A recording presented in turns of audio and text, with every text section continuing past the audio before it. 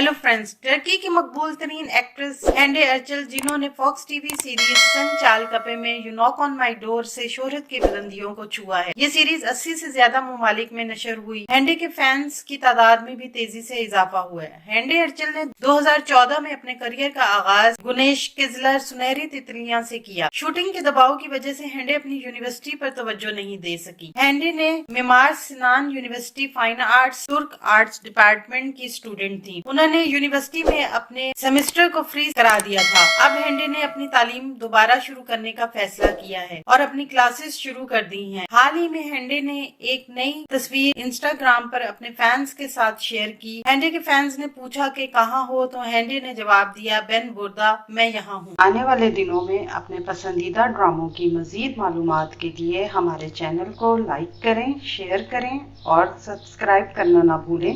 शुक्रिया।